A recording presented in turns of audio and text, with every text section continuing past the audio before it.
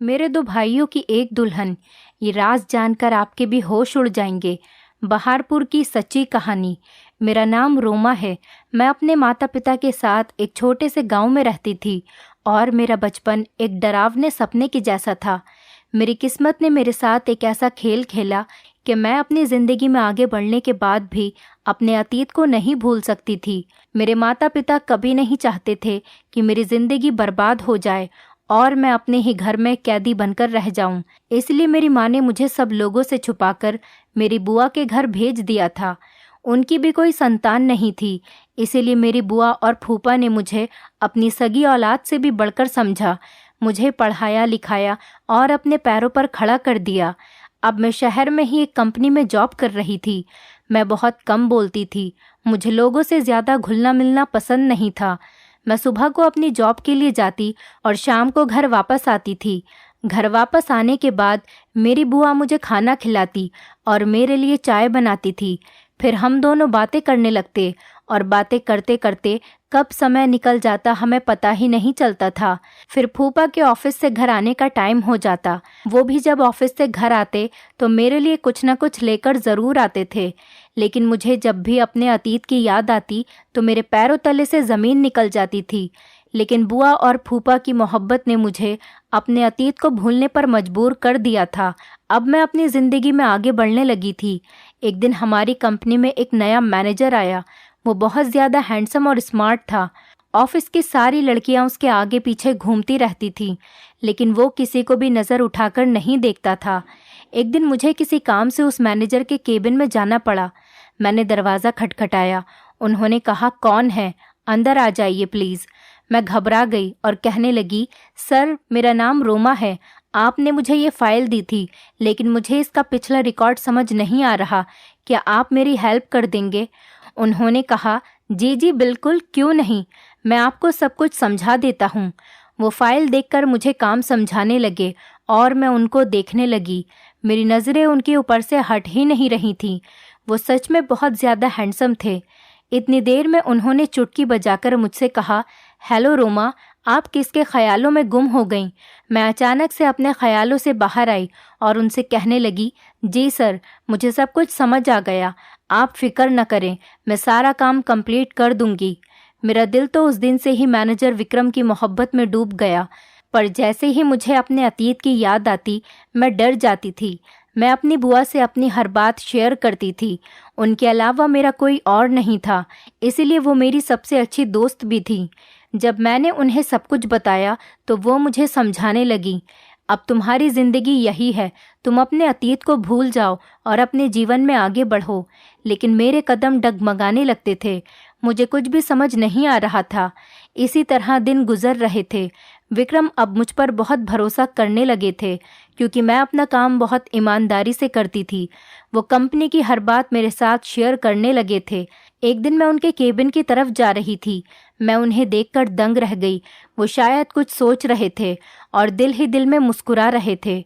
उनको देखकर मेरी नज़र उन पर ही ठहर गई और मैं भी मुस्कुराने लगी और सोचने लगी कि काश जैसा मैं सोच रही हूँ वैसा ही हो। जो मेरे दिल में है वही इनके दिल में भी हो। मैं वहाँ खड़ी खुद से ही बातें कर रही थी। आज बुआ के यहाँ कुछ मेहमान आ रहे थे। फूफा ने अपने कुछ फ्रेंड्स को बुलाया था। इस वजह से मैं भी आज ऑफिस से जल्दी घर आ गई थी। मैंने आकर देखा तो मेरा मोबाइल नहीं था। बुआ ने मुझसे पूछा कि क्या हुआ, तुम परेशान क्यों हो? मैंने उन्हें बताया कि मेरा मोबाइल नहीं दिख रहा, तो वो मुझसे कहने लगी कि तुम कॉल करके देख लो। मैंने घर के नंबर से कॉल की तो मेरा फ़ोन किसी ने उठाया। आवाज़ सुनकर मेरा दिल खुश हो गया। मैंने कहा, सर आप? विक्रम ने बताया कि मैं अपना मोबाइल जल्दी में उनके केबिन में ही छोड़ गई थी। वो कहने लगे कि मैंने तुम्हारा मोबाइल अपने पास रख लिया है, तुम कल ऑफिस आओ तो ले लेना। मैंने कहा, ठीक है सर, थैंक यू। वो कहने लगे कि इसमें थैंक यू की कोई बात नहीं। अगले दिन जब मैं ऑफिस में अपना मोबाइल लेने सर के केबिन में चली गई, उन्होंने मेरे हाथ में मोबाइल के साथ साथ एक लेटर भी दिया। मैं ये देखकर घबरा गई और बिना कुछ कहे जल्दी से उनके केबिन से बाहर आ गई। बाहर आने के बाद मैं अपने काम में लग गई और सोचने लगी कि पता नहीं इस लेटर में क्या है जो उन्होंने मुझे दिया है। जैसे तैसे शाम हुई और जब मैं ऑफिस से घर आई तो मैंने कमरे में आकर वो लेटर पढ़ा। उसको पढ़ने के बाद तो मेरे पसीने छूटने लगे। मैं बहुत ज़्यादा घबरा गई थी। लेटर में तो विक्रम ने अपनी मोहब्बत का इजहार किया था। एक तरफ मुझे खुशी हो रही थी कि जैसा मैंने सोचा था वैसा ही हो रहा था, विक्रम भी मुझे पसंद करते थे, और दूसरी तरफ मुझे अपने अतीत का डर भी था। इतनी देर में बुआ वहाँ आ गईं। उन्होंने मेरे चेहरे पर परेशानी देख ली। वो मुझसे पूछने लगी, रोमा क्या हुआ, तुम कुछ दिनों से परेशान लग रही हो। मैंने उन्हें बताया कि विक्रम ने मुझे शादी के लिए प्रपोज किया है। तो वो हंसने लगी और कहने लगी कि इतनी सी बात है तो तुम घबरा क्यों रही हो। मैंने अपनी लड़खड़ाती हुई जबान से कहा, आपको तो पता है कि मैं शादी कैसे। उन्होंने मेरी बात बीच में ही काट दी और कहने लगी, भगवान ने तुम्हारी किस्मत खोल दी है, इतने अच्छे लड़के का रिश्ता तुम्हारे पास आया है और तुम इनकार कर रही हो। मैं तुम्हारे फूफा से बात करूंगी, वो ज़रूर इस रिश्ते के लिए मान जाएंगे। ये कहकर वो वहाँ से चली गईं। लेकिन मुझे कुछ समझ नहीं आ रहा था। एक तरफ तो मैं खुद इस बात का इंतज़ार कर रही थी कि विक्रम भी मुझे पसंद करता हो, और अब जब सब कुछ मेरी सोच के अनुसार हो रहा था तो मेरा दिल मानने को तैयार ही नहीं था। कुछ दिनों बाद विक्रम मेरा हाथ मांगने मेरे घर पर आए। उन्होंने खुद फूफा से हमारी शादी की बात की। कहने लगे कि मैं बहुत शर्मिंदा हूँ कि मुझे खुद अपनी शादी की बात करने के लिए आना पड़ा, लेकिन मैं मजबूर हूँ क्योंकि मेरे माता पिता यहाँ नहीं रहते। बुआ और फूफा को तो विक्रम इतना पसंद आया कि उन्होंने फ़ौरन शादी के लिए हाँ कर दी। लेकिन मेरे दिल में अभी भी कहीं ना कहीं एक डर छुपा हुआ था, जिस वजह से मैंने शादी के लिए मना कर दिया। लेकिन बुआ और फूफा ने मेरी कोई बात नहीं सुनी और मुझे समझाकर इस रिश्ते के लिए तैयार कर लिया। अब घर में शादी की शहनाइयाँ बज रही थी, लेकिन मेरा दिल कांप रहा था। मैं सोच रही थी कि कहीं मेरा अतीत विक्रम के सामने आ गया तो। खैर, मैं भी शादी की चहल पहल में खो गई और अपनी मोहब्बत को अपनी किस्मत में लिखा देखकर सब कुछ भूल गई। विक्रम की मोहब्बत ने मेरे अतीत को भुला दिया था। हमारी शादी की तारीख तय हो गई। मेरी और विक्रम की इस तरह अचानक शादी हो जाएगी मैंने कभी सोचा भी नहीं था। देखते ही देखते मेरी शादी का दिन आ गया और मैं दुल्हन बनकर विक्रम के साथ उसके घर पर आ गई। यहाँ सब कुछ मेरे सपने के जैसा था। इतने बड़े घर की मैं अकेली मालकिन थी। घर की सारी जिम्मेदारियां मुझ पर ही थीं। अब मुझे विक्रम के घर को संभालना था। विक्रम भी मुझ पर आंख बंद करके भरोसा करते थे। शादी की रात ही मैंने विक्रम से एक वादा लिया था और विक्रम ने भी अपनी सच्ची मोहब्बत के साथ ही आखिरी हद तक इस वादे को निभाया। मैं सोच भी नहीं सकती थी कि मेरी ज़िंदगी में एक ऐसा भी मोड़ आएगा कि विक्रम और मेरी मोहब्बत कमज़ोर पड़ जाएगी। विक्रम और मैं अपनी ज़िंदगी में बहुत खुश थे। एक रात जब हम खाना खा रहे थे तो विक्रम ने मुझसे कहा, रोमा, कंपनी की तरफ से मुझे 2 महीने की छुट्टी मिली है। हम कहीं घूमने चलते हैं। बताओ तुम कहाँ जाना पसंद करोगी। ये बात सुनकर मुझे बहुत खुशी हुई थी। मैंने कहा, विक्रम, आप सच कह रहे हैं? उन्होंने कहा, हाँ हाँ बिल्कुल। मैंने कहा, तो ठीक है, फिर हम आपके माता पिता के पास चलते हैं। मैं आज तक उनसे नहीं मिली। ये बात सुनकर विक्रम बहुत ज़्यादा खुश हुए। कहने लगे कि तुमने तो मेरा दिल जीत लिया। उन्होंने मुझे बताया कि वो गांव में रहते हैं और वो बहुत अच्छे हैं। मुझे पढ़ने लिखने का बहुत शौक था, इसीलिए उन्होंने बचपन में ही मुझे पढ़ने के लिए शहर भेज दिया था।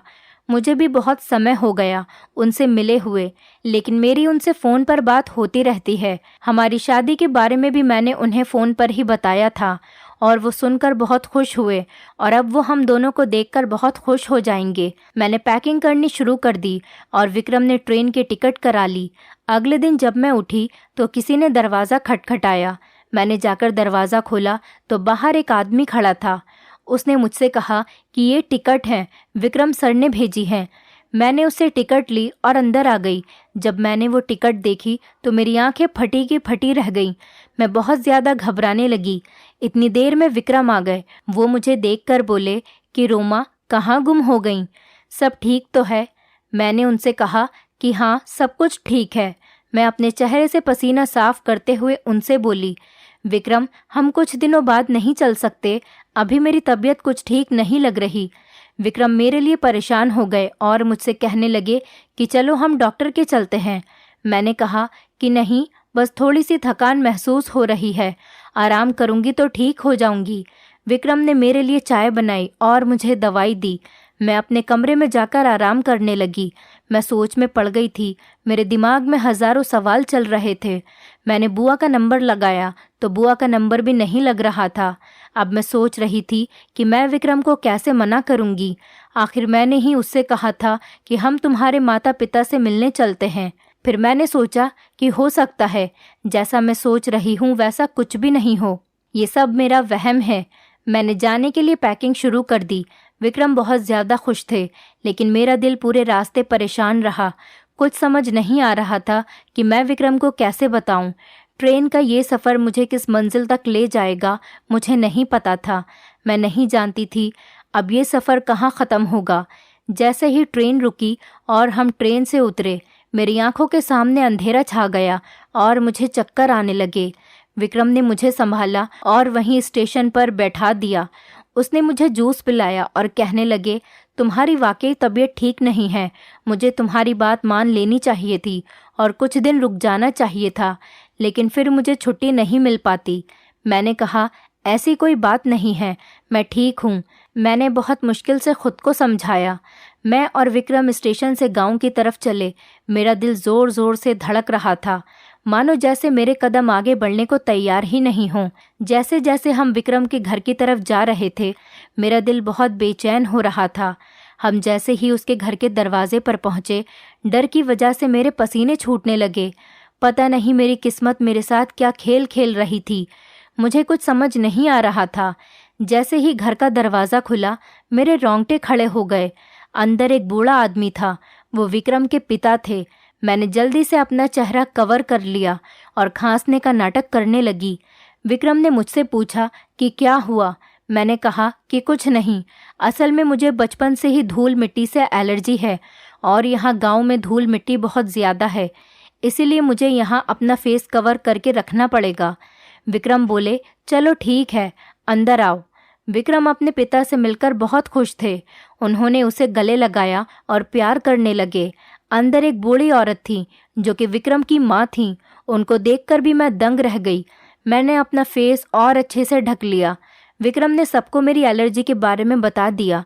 विक्रम की बहन मुझे घूर घूर कर देख रही थी और मुझसे अजीब तरीके से कहने लगी कि लगता है भाभी तो बहुत ज़्यादा खूबसूरत हैं, इसी वजह से वो हमें अपना चेहरा नहीं दिखाना चाहती। इस बात पर सब लोग हंसने लगे। फिर वो कहने लगी कि मैं तो मजाक कर रही थी। फिर हम सब लोगों ने मिलकर साथ में खाना खाया। विक्रम भी सालों बाद अपने घर वालों से मिलकर बहुत खुश हो रहे थे, लेकिन मैं घबराई और सहमी हुई बैठी थी। खाने की टेबल पर सब लोग हंसी मजाक कर रहे थे। इतने में ही विक्रम ने पूछा कि राजीव कहाँ है। जब से मैं आया हूँ वो मुझे नज़र नहीं आ रहा। ये सुनकर मुझे सदमा लगा और मेरे हाथ से खाने की प्लेट छूटकर गिर गई। मुझे देखते ही विक्रम की बहन बोली, लगता है भाभी अपने देवर का नाम सुनकर चौंक गईं।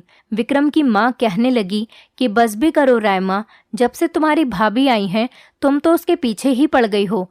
वो कहने लगी कि माँ, मैं तो सिर्फ मजाक कर रही थी।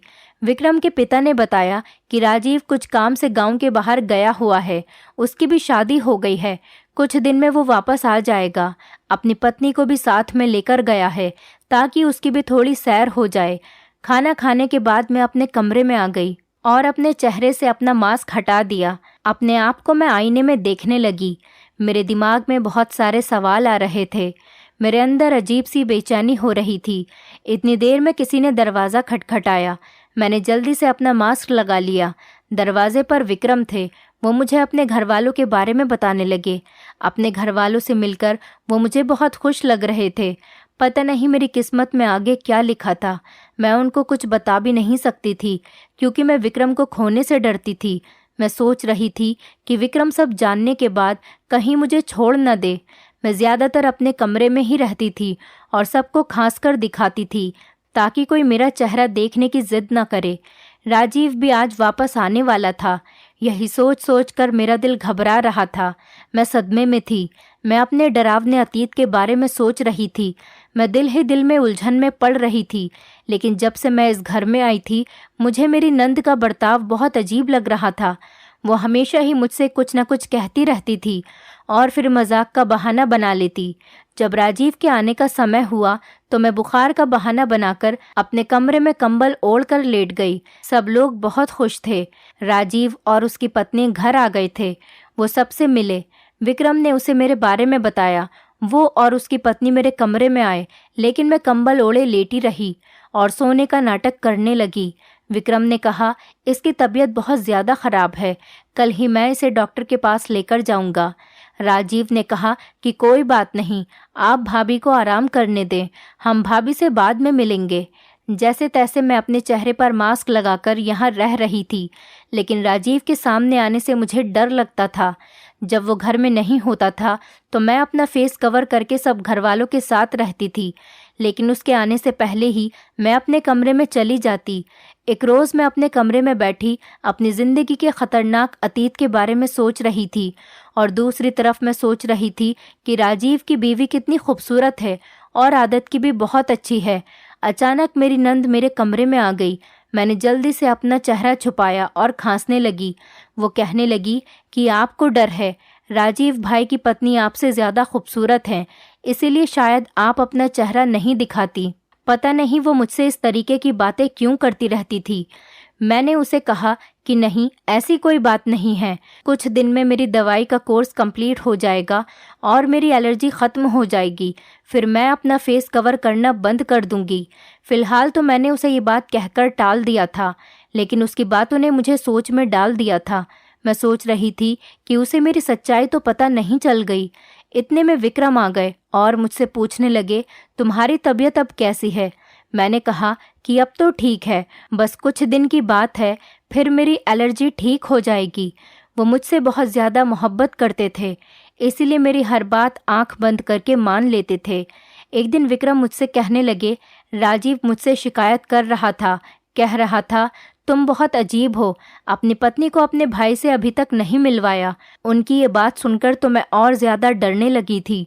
मैंने बुआ का नंबर लगाया, लेकिन उनका नंबर नहीं लग रहा और मैं बहुत ज़्यादा परेशान थी। मेरे अतीत का यूँ अचानक मेरे सामने आ जाना किस्मत का कौन सा खेल था, मेरी समझ में नहीं आ रहा था। मैं घर वालों से भी छुपकर रह रही थी और राजीव का सामने आने का सोचकर तो मैं भाग जाती थी। मेरा दिल जोर से धड़कने लगता था। तब क्या हो जाएगा नहीं जानती थी। पता नहीं किस्मत ने क्यों मुझे फिर यहाँ लाकर इस घर में खड़ा कर दिया था। और दूसरी तरफ मेरी नंद रायमा मेरे पीछे ही पड़ गई थी, मुझसे अजीबोगरीब सवाल करती रहती। वो मेरी सच्चाई सबके सामने लाना चाहती थी, या फिर मेरे बारे में सब कुछ जानती थी, या जानबूझकर वो मुझे परेशान करती थी। एक दिन राजीव ने मेरा दरवाज़ा खटखटाया, मुझसे कहने लगा कि भाभी मैं अंदर आ जाऊं। मैं एकदम घबरा गई और सोचने लगी कि पता नहीं अब मेरे साथ क्या होने वाला है। मुझे पसीना आने लगा। मैं जल्दी से पीछे के दरवाजे से बाहर आ गई। मैंने विक्रम से फ़ोन करके कह दिया, मैं डॉक्टर के पास आई हूँ। आज तो जैसे तैसे मैंने खुद को बचा लिया था, अब मुझे कैसे भी करके इस घर से दूर जाना था। ऐसा लग रहा था जैसे मेरा अतीत मेरे आने वाली ज़िंदगी का हिस्सा बनने वाला है। अब मैं गुमसुम और चुपचाप रहने लगी थी। मैं विक्रम से कहती थी कि प्लीज़ यहाँ से वापस चलें, यहाँ मेरा दम घुटने लगा है, यहाँ मेरी तबीयत ठीक नहीं रहती, यहाँ पर मुझे बहुत ज़्यादा बेचैनी होती है, मेरा दिल नहीं लगता यहाँ पर। मैं बहुत ज़्यादा परेशान थी। विक्रम ये देखकर घबरा गए। सालों बाद कैसे मैं अपने होश खो बैठी थी। मैं बहुत मुश्किल से अपने आप को संभाल रही थी। एक दिन अचानक ही मेरे सामने राजीव आ गया। वो मुझे देखते ही घूरने लगा, लेकिन मैंने अपना फेस कवर किया हुआ था। कुछ देर तक तो वो मुझे ऐसे ही देखता रहा। फिर उसने मेरी तबीयत का पूछा। मैंने बस हाँ में सिर हिला दिया, तो वो भी वहाँ से बिना कुछ कहे चला गया। मैंने जल्दी से अपना सामान पैक किया और विक्रम को बिना कुछ बताए वहाँ से जाने लगी। जैसे ही मैं दरवाजे पर पहुंची तो मेरी नंद ने मेरा हाथ पकड़कर मुझे घर के अंदर ले लिया। मैं नज़रें और सर झुकाए खड़ी थी। घर के बाकी लोग भी वहीं पर थे। ऐसा लग रहा था कि मैं एक मुजरिम हूँ। रायमा कहने लगी, मेरे दोनों भाइयों की एक ही दुल्हन, इसकी क्या वजह थी?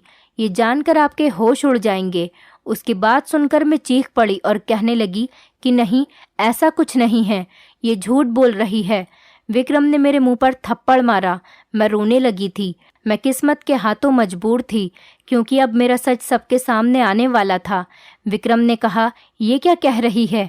आखिर सच क्या है? इसकी बात का क्या मतलब है? मैं सिसकियों के साथ रोने लगी और मैंने अपने चेहरे से मास्क हटा दिया। मैं राजीव की तरफ देखने लगी। मैं सोच रही थी कि राजीव मेरी सफाई में सबको सच बताएगा, लेकिन उसकी झुकी नज़र देखकर मैं समझ गई थी, क्योंकि उसका झुका सर और झुकी हुई नज़रें इस बात को बयान कर रही थी कि मेरा ही कसूर है। मैंने विक्रम से कहा कि मैं इन सब की अकेली जिम्मेदार नहीं हूँ। ये लोग भी मेरे अतीत में जो कुछ हुआ है उसके जिम्मेदार हैं। वो कहने लगा कि तुम्हारा क्या मतलब है? ये सब क्या कह रही हो? आखिर ये सब कुछ चल क्या रहा है? कोई मुझे सच बताएगा? वो एकदम से गुस्से में चीख पड़ा। मैं ज़ोर ज़ोर से रोने लगी और सबके आगे हाथ जोड़कर कहने लगी कि प्लीज़ आप मेरी शादी को बचा लो। मेरी गलती सिर्फ इतनी सी है कि मैंने अपने अतीत को भूलकर आगे की ज़िंदगी में कदम रखा और विक्रम से शादी कर ली। मुझे रोता बिलखता हुआ देखकर मेरी सास को मेरे ऊपर तरस आ गया। वो मेरे पास आई और मुझे गले लगाकर दिलासा देने लगी और विक्रम को मेरी सास सारा सच बताने लगी और कहने लगी कि ये लड़की सच कह रही है। सालों पहले जब हमने तुम्हें शहर भेज दिया था, इस गांव में एक अजीब ही दस्तूर था। माता पिता अपने बच्चों की बचपन में ही शादियां कर देते थे। खास करके लड़कियों के माता पिता अपने सर के बोझ को कम करने के लिए अपनी बेटी की शादी बचपन में ही कर देते थे। इस लड़की की और राजीव की बचपन में ही शादी कर दी गई थी, लेकिन जब बच्चे जवान होते थे तो वो इस बचपन की शादी को मानने से इनकार कर दिया करते थे। अगर उनके माता पिता उनसे ज़ोर ज़बरदस्ती करते तो वो तंग आकर घर छोड़कर चले जाते थे या फिर अपनी पत्नी को तलाक दे देते थे। वो बताने लगी कि इसी तरह राजीव और रोमा के साथ भी किस्मत ने यही खेल खेला। इनका भी बचपन बर्बाद हो गया, लेकिन राजीव ने घर से भागकर अपनी पसंद की लड़की से शादी कर ली और ये बेचारी किस्मत की मारी राजीव का इंतज़ार करती रही। गांव वालों ने इसको ताने दे देकर इसका जीना हराम कर रखा था। यहाँ तक इसके खुद के घर वालों ने और रिश्तेदारों ने भी इसका साथ नहीं दिया और ये यहाँ हमारे घर आ गई, लेकिन हमने यहाँ भी इसको चैन से जीने नहीं दिया। और कुछ दिन बाद राजीव ने भी इसको भुला दिया और कहने लगा, मेरा इससे कोई रिश्ता नहीं है, और हमने इस लड़की को यहाँ से धक्के देकर निकाल दिया। ये बेचारी दर दर की ठोकर खाती रही। फिर मैंने विक्रम को आगे का सच बताया कि इसके बाद मेरी माँ ने मुझे बुआ के पास शहर भेज दिया और मुझे अपनी कसम दी कि मैं अपने अतीत को भूलकर अपनी ज़िंदगी में आगे बढ़ जाऊंगी और कभी भी सच को किसी के सामने नहीं बताऊंगी। विक्रम कहने लगा कि इतना बड़ा सच तुमने मुझसे छुपाया। ये सब लोग तुम्हारे गुनाहगार हैं, लेकिन तुम मेरे गुनाहगार हो। मैंने तुमसे सच्ची मोहब्बत की और तुमने मुझे कुछ भी बताना ज़रूरी नहीं समझा।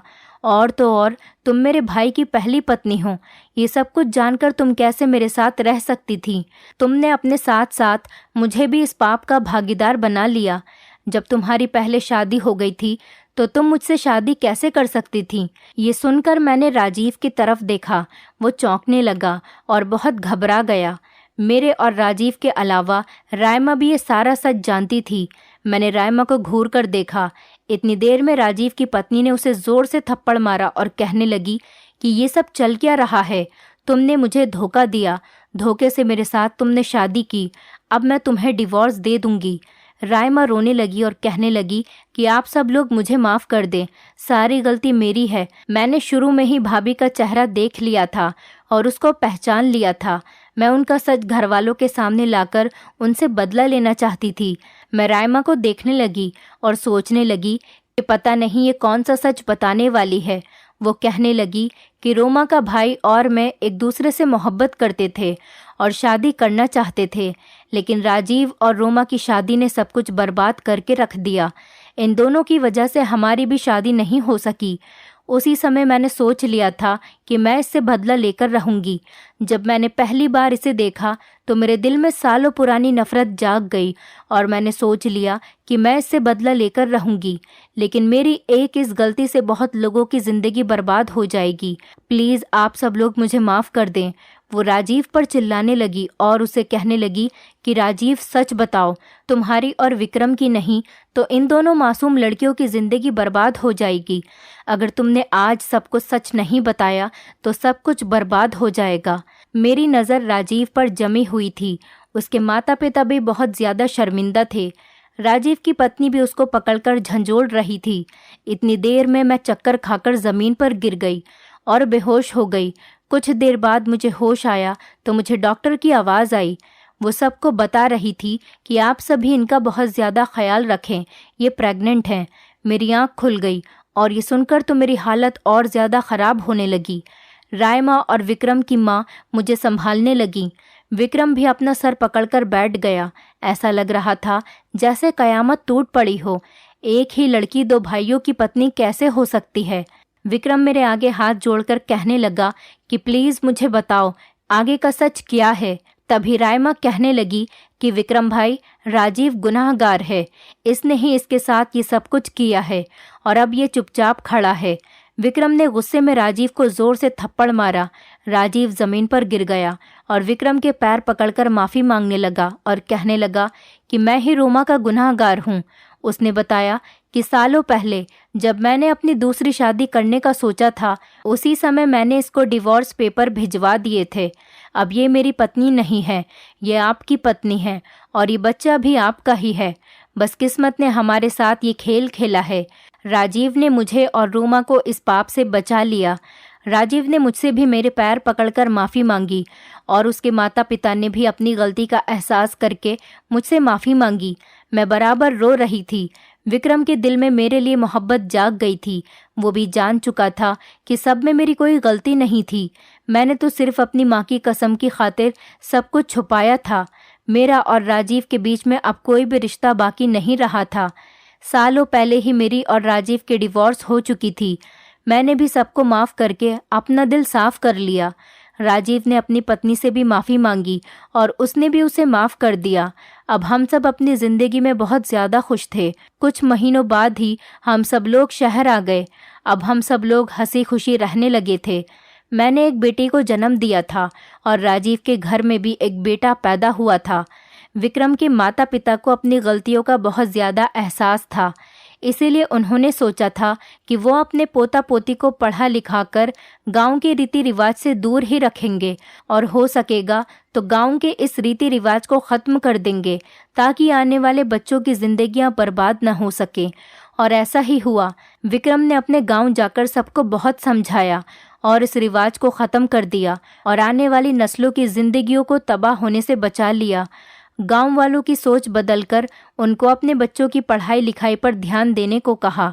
जब हमारे बच्चे बड़े हो गए तो हमने अपने बेटे और बेटी को देश से बाहर पढ़ने के लिए भेज दिया। पुराने और दकियानूसी रीति रिवाज इंसान की ज़िंदगी को बर्बाद करके रख देते हैं। हम अपना अतीत कितना भी भूलना चाहें, एक दिन वो हमारे सामने आ ही जाता है, लेकिन किस्मत का लिखा कोई नहीं बदल सकता।